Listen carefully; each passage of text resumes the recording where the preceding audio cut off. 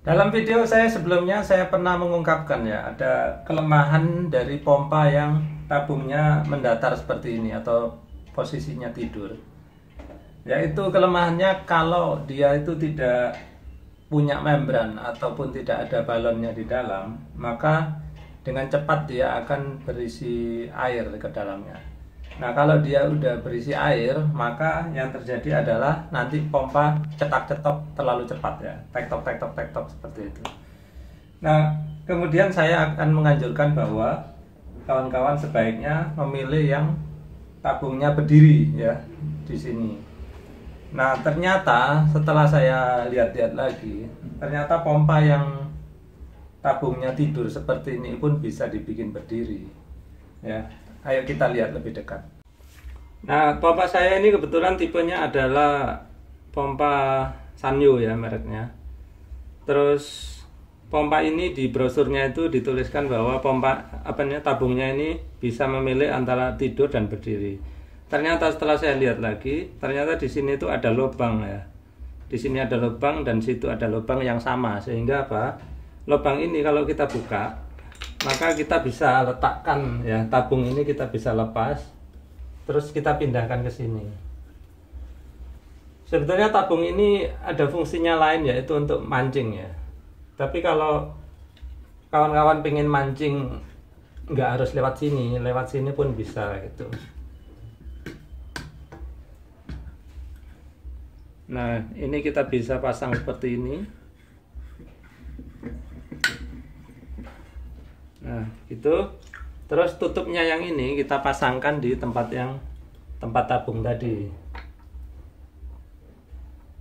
Cukup dikencengin pakai tangan aja ya, karena di sini udah ada seal karet, jadi nggak akan bocor. Jadi kawan-kawan nggak perlu menaruh seal tape segala macam di sini.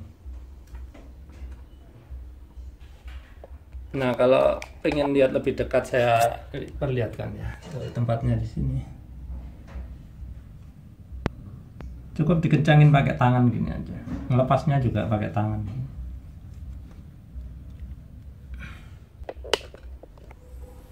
Nah, jadi dengan memindahkan tabung ini, sekarang saya udah punya tabung yang berdiri. Nah, keuntungan tabung posisi berdiri ini apa? Yaitu kalau di dalam tabung ini kan ketika baru dia itu berisi udara atau nitrogen bertekanan 0,9 kg Fos per cm persegi. Nah, pada akhirnya setelah mungkin 1 tahun kita pakai atau entah beberapa bulan, udara di sini itu atau nitrogen akan bocor keluar di sini. Kalau kawan-kawan punya nggak bocor ya bagus, tapi punya saya ini bocor, sehingga akhirnya air itu mengisi ruangan sini terus, sehingga terjadi suara tektok-tektok yang cepat. Nah, kalau terjadi itu, maka tabung ini akan saya anjurkan kawan-kawan untuk membukanya ya seperti biasa. Terus kalau ada air dikeluarkan sampai habis. Nah, dengan demikian nanti suara tektoknya itu nggak terlalu cepat lagi, jadi tektoknya udah normal. Nah, ada beberapa orang ya yang di video saya sebelumnya selalu menyinggung ini, itu pressure switch-nya harus disetel ulang gitu. Nah, saya kasih tahu ya kawan-kawan, pressure switch di sini itu udah di-setel dari pabriknya. Di-setel dari pabriknya sehingga dia aman untuk pompa ini. Kalau kita nyetel tanpa kita punya pengetahuan yang cukup, maka bisa kemungkinan kita menaikkan beban ya, menambah beban di pompa ini sehingga pompa cepat panas maupun cepat rusak. Jadi kawan-kawan yang suka menganjurkan untuk menyetel di pressure switch ini, tolong diperhatikan itu ya, bahwa resikonya kita bisa mengurangi umur pompa atau bikin pompa cepat rusak. Jadi kalau tetap ingin menyetel ini, kawan-kawan harus tahu cara-caranya. Nah, kalau cara yang aman bagaimana, itu kawan-kawan bisa lihat video saya yang berjudul cara aman menyetel ini ya, otomatis atau pressure switch. Di situ saya terangkan cara yang aman gitu. Nah, demikian tadi ya kawan-kawan cara mengubah posisi tabung tabung udara ini dari posisi tidur ke posisi berdiri.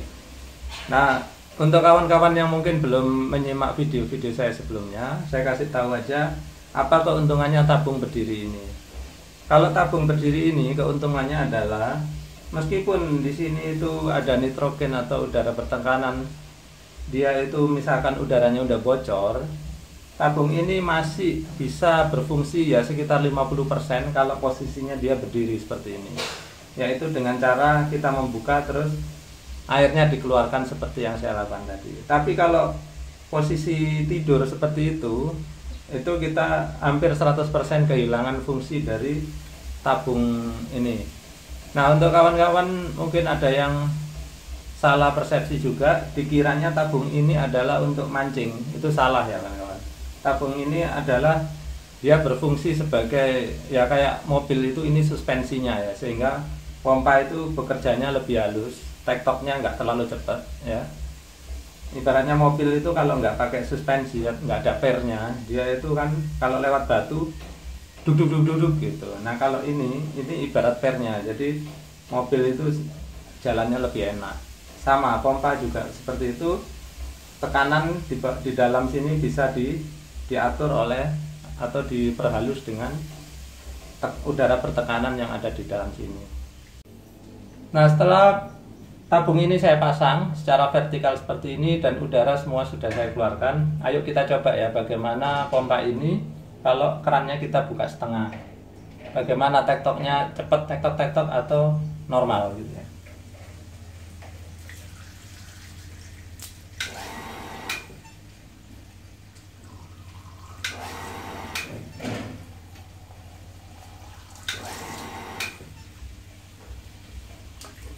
Nah, suara tektok seperti ini normal. Kenapa? Karena kapasitas pompa ini adalah 30 liter per menit. Sementara saya tadi nyalakan air ya kira-kira hanya 5 liter per menit mungkin ya. Sehingga masih banyak kapasitas air di sini itu yang tidak tersalurkan. Makanya pompanya itu dia akan mati sebentar, menunggu sampai air di sini keluar baru dia nyala lagi seperti itu. Jadi tektok seperti ini normal ya kawan-kawan. Jangan terganggu dengan suara ini. Kalau kawan-kawan terganggu ya boleh aja ditutup, dibikinin rumah seperti itu. Tapi ini adalah normal. Jadi kawan-kawan jangan berpendapat harus disetting lagi biar dia biar nggak tektok gitu. Itu justru salah. Tektok ini perlu karena pompa harus mati ketika tekanan sudah mencukupi. Baik, sekian dulu dari saya. Jangan lupa kawan-kawan untuk subscribe, karena berikutnya saya akan membawakan topik tentang bagaimana memilih pompa ya yang sesuai dengan kebutuhan kita. Kemudian saya akan membahas dengan topik-topik yang lain juga yang berhubungan dengan perpipaan maupun pompa. Terima kasih sudah menyaksikan.